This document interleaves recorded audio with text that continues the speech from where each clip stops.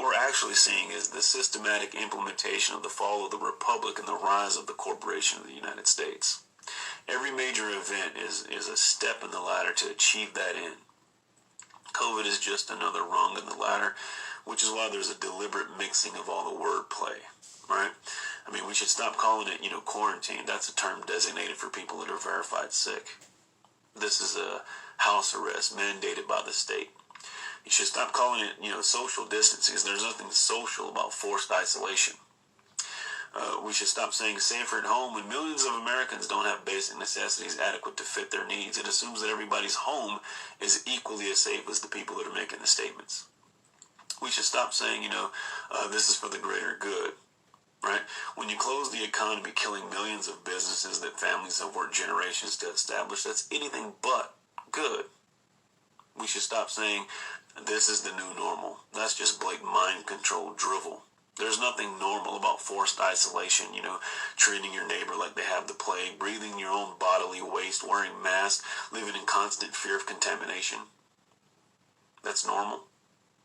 I mean, after all, if the virus is so deadly, why hasn't it wiped out the homeless who don't social distance, wash themselves regularly, let alone, live in or have access to a sterile environment? Last year, 1.5 million people died of tuberculosis. Why were you not wearing a mask during the tuberculosis pandemic? You were endangering, public health and safety along with billions of other people around the globe. So why didn't you wear a mask? I'll tell you why. Because the mainstream media didn't tell you to wear a mask. Right? And so because though 1.5 million people died from tuberculosis, there was no tuberculosis pandemic any more than there's a coronavirus pandemic. What you're really participating in is a beta test for AI systems and facial recognition. See, these cameras work best when people are, distanced apart. Now they're actually testing through machine learning how to recognize, a face that's partially covered. It's also a way to easily determine who's compliant and who's not. Who does the propaganda work on and who it doesn't? Now get this, there's some ironies that are here, right? A society that kills millions of babies a year for convenience has shut itself down to prevent adults from dying. People that on the one hand slaughter babies in the womb by the millions are now preaching to the masses about the sanctity of human life. It's double speak, double talk. It's the two doctrine policy. One for the initiated, one for the uninitiated. One for the inner circle, another for the masses. It's like saying, if I violate the stay-at-home order, I can be arrested, but you're letting convicted criminals out of prison so they don't get coronavirus. Thesis, antithesis, synthesis.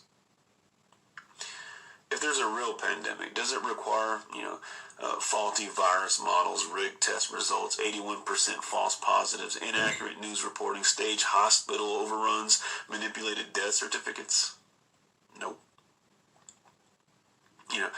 When the government shuts down, millions of small businesses, but doesn't lay off any government employees, it's not about the health. When the state bans dentists from practicing but deems it necessary for abortion clinics to stay open, it's not about your health. When the state prevents you from buying seeds for your garden but allows you to purchase lottery tickets, it's not about your health.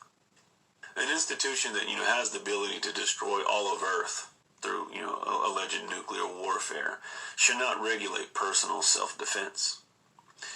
An institution that's caught trafficking drugs shouldn't be able to regulate plants.